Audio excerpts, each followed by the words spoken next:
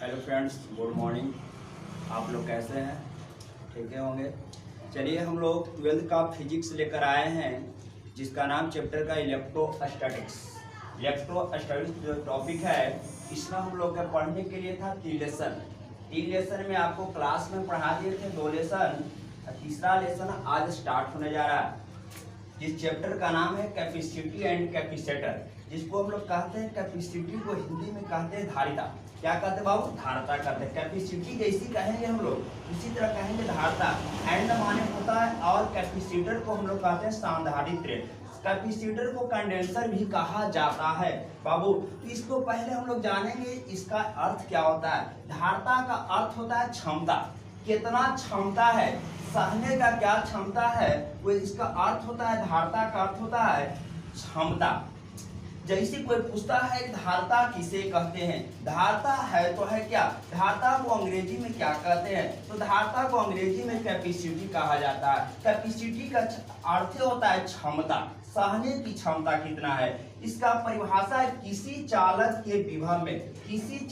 के विभव में एकांक वृद्धि के लिए जितनी आवेश की आवश्यकता होती है, उस चालक का धारता कहते हैं।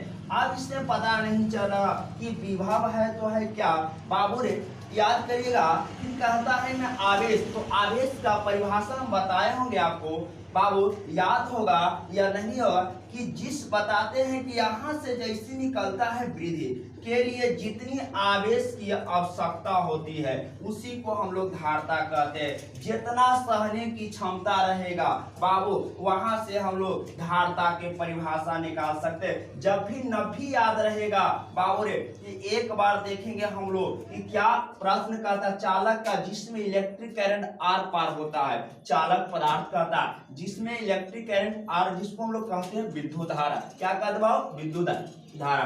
तो पूरी तरह से अब है कि हम लोग एंड माने तो और होता है कैपेसिटर के मतलब होता है सांधारित्र। एक बार प्ले आउट कर रहे हैं, देखिएगा। धारिता, इसको अंग्रेजी में क्या कहते हो? कैपेसिटी। कैपेसिटी सहने की क्षमता, कितना सह सकता है बाबू। किसी चालक के विभव में एकांक वृद्धि के लिए जितनी आवेश की आवश्यकता होती है, उसे चालक की धारता कहते हैं।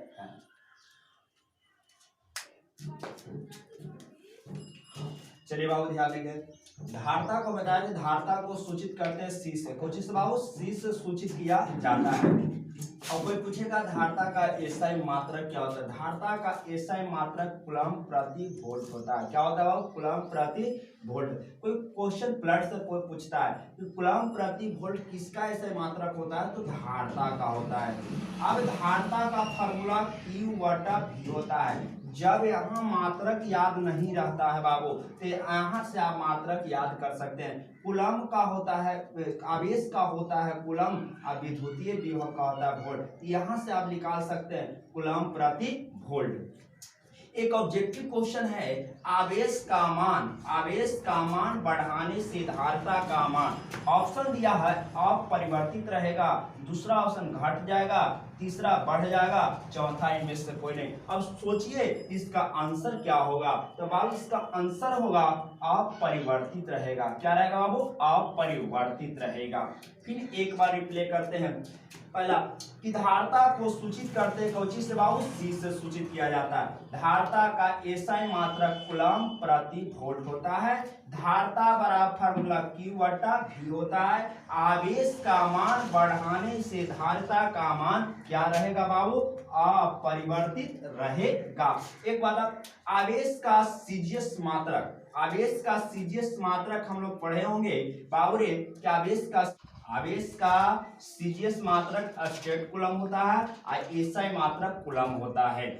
फिर एक बार सुने बाबू, आवेश का सीजीएस मात्रक स्टेट कूलम्ब होता है, एसआई मात्रक कूलम्ब होता है। यहाँ से हम लोग देखिए, खाली यहाँ पर Q है, तो Q का मतलब होता है आवेश। Q का मतलब क्या होता है बाबू? आवेश। आवेश को सूचित करते कौन चीज से बाबू? Q से। बाबू V क्या होता है? विद्युतीय विभव होता है। क्या होता है बाबू? विद्युतीय विभव होता है।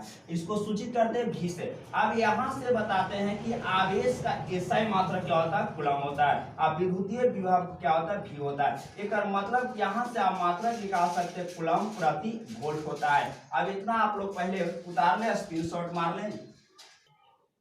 देखिए दूसरा ऑब्जेक्टिव बाबू देखेंगे हम लोग कि धारता का मान निम्नलिखित में किस पर निर्भर नहीं करता है, किस पर निर्भर नहीं करता है। तो बाबू पहला दिया है आवेश, दूसरा दिया है आकार, तीसरा दिया है क्षेत्रफल, चौथा दिया है इनमें से कोई। अब सोचो, 1 मिनट के सोचने के लिए सोचो क्या होगा, इसका आंसर क्या होगा बाबू। फिर एक बार क्वेश्चन को रिप्ले कर रहे हैं कि धारिता का मान निम्नलिखित में किस पर निर्भर नहीं करता है। बहुत सोचिएगा, फिर ऑब्जेक्टिव का जो क्वेश्चन सोचकर आंसर मारेंगे। पहला दिया है आवेश, दूसरा दिया आकार, तीसरा दिया है क्षेत्रफल, चौथा दिया इनमें से कोई नहीं। सोच लिए नहीं, ध्यान दीजिएगा, इसका आंसर होगा आवेश। क्या होगा बाबू, आवेश। दूसरा है, तीसरा ऑब्जेक्टिव है 1 कूलम बटा 1 वोल्ट का मान किसके समान होगा। तो पहला दिया है ऑब्जेक्टिव प्रश्न कि बाबू 1 कूलम बटा 1 वोल्ट का मान किसके समान होता है। ऑप्शन देखिएगा, पहला 1 माइक्रोफैराड, दूसरा 1 नैनोफैराड, तीसरा 1 पिकोफैराड, एक चौथा 1 फैराड। इसका आंसर होगा 1 फैराड। फिर बाबू एक बार फिर रिप्ले कर देते हैं कि धारिता का मान निम्नलिखित में किस पर निर्भर नहीं करता। इसका आंसर होगा आवेश। क्या होगा बाबू, आवेश। 1 कूलम बटा 1 वोल्ट का मान किसके समान होगा बाबू, इसका आंसर होगा 1 फैराड। इसी के साथ बाबू ये आगे वीडियो लेकर चलेंगे हम लोग, कल ही इसके आगे पढ़ाएंगे हम लोग। बाबू आज तक इतने, इसको हम उतार लें और अच्छा कॉपी नोट को भी बना लें। मेरे चैनल का नाम मिशन फिजिक्स क्लासेस, जाइएगा आपको आ जाएगा। इस पर 10th का और 12th का पूरी ऑल सब्जेक्ट आपको इस पर तैयारी कराया जाएगा। आप मेरे चैनल को सब्सक्राइब जरूर करें, mission physics classes, mission physics classes. पाओ इसको स्क्रीनशॉट मारकर लिख ले, पढ़ते लिखिएगा कॉपी पर, और आगे कल वीडियो अपलोड किया जाएगा।